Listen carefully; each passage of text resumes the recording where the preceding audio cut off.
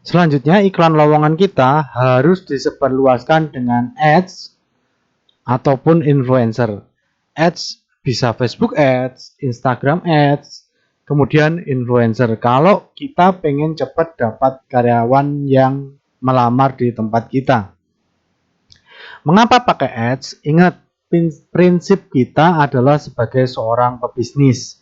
Jadi, kita harus menghargai waktu kita, tenaga kita, pikiran kita untuk memikirkan hal yang lebih penting. Bukan untuk menyebarluaskan lowongan. Biar itu dilakukan oleh ads, sistemnya ads, ataupun influencer. Bayar harganya. Ketika kita sudah membuat desain lowongan kerja yang menarik, gaji dan tugas yang adil, kemudian hanya kita sebarkan sendiri, pasti lama dapat karyawannya. Dapat kandidat-kandidatnya pasti lama. Kalau kita pengen cepat dapat banyak kandidat, sebarluaskan dengan ads. Ini bisa mulai dari per hari itu 20.000, 30.000, 50.000 per hari. Mungkin kita bisa jadwalkan untuk 1 minggu sebelum lowongan kerja itu ditutup. Insya Allah nanti akan banyak orang yang masuk ke dalam kandidat yang kita buka saat itu. Tips ya, ketika kita menyebarluaskan iklan lowongan kerja dengan ads, gunakan tombol WhatsApp yang langsung masuk ke WhatsApp rekrutmen. Supaya orang itu mudah untuk menghubungi kita. Jangan dipersulit untuk di awal. Karena kita membutuhkan mereka juga sebagai tim kerja kita nantinya. Untuk influencer, hati-hati. Jangan asal pilih influencer yang punya followers banyak. Itu tidak ada artinya ketika kita salah target market. Misalnya kita butuh karyawan yang punya skill khusus di bidang negosiasi, jangan iklan di influencer yang followersnya masih anak-anak, karena itu di bawah umur nanti kita dapat kandidatnya masih belum cukup umur. Atau kita nyarinya yang laki-laki tapi kita nyebar luaskannya ke influencer yang kebanyakan followersnya wanita, nanti juga nggak akan tepat target marketnya.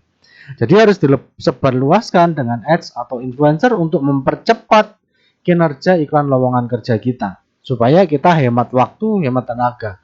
Tinggal nanti terima WA masuk atau komunikasi masuk, mereka kirim lamaran awal sama ngisi tes yang tadi, yang temu bakat tadi ya. Kemudian yang keempat, kita harus terus membuka lowongan kerja meskipun belum butuh. Yang bikin frustasi ya, yang bikin frustasi banyak pemilik bisnis maupun atasan, biasanya mereka itu cari karyawan ketika mereka butuh. Jadi kita nggak bisa tenang dalam menilai seseorang. Nah, kalau sudah terisi, kenapa buka lowongan? Nanti ngomongnya gimana? Bilang aja gini, jadi kita itu terus-menerus buka lowongan, terus-menerus buka sesi interview, supaya fungsinya satu, yang pertama internal ya. Secara internal, supaya tim kerja kita itu nggak kerja seenaknya sendiri. Karena mereka bisa diganti orang lain setiap saat. Karena dia juga tahu, perusahaan kita buka lowongan terus. Ketika perusahaan kita buka lowongan terus, ketika dia macam-macam, pasti digantikan sama orang yang lain. Karena banyak yang antri. Secara psikologis seperti itu. Terus kepada orang yang melamar, kita nanti bilang aja ya, kita ini memang masih ada terisi lowongannya, tapi kita tertarik untuk memanggil Anda melakukan sesi interview ini. Karena menurut kami Anda bagus nih secara skill. Nah, ketika kita sudah menjelaskan seperti itu, kita kasih penjelasan lagi. Misalnya nanti suatu saat perusahaan kami butuh tambahan karyawan atau menggantikan karyawan, Anda bersedia enggak kami panggil? Ketika mungkin Anda juga belum bekerja di tempat lain atau tidak terikat kontrak kerja di tempat lain, bersedia enggak? Kalau orangnya bersedia, lanjutkan interviewnya. Karena itu kayak tabungan kita.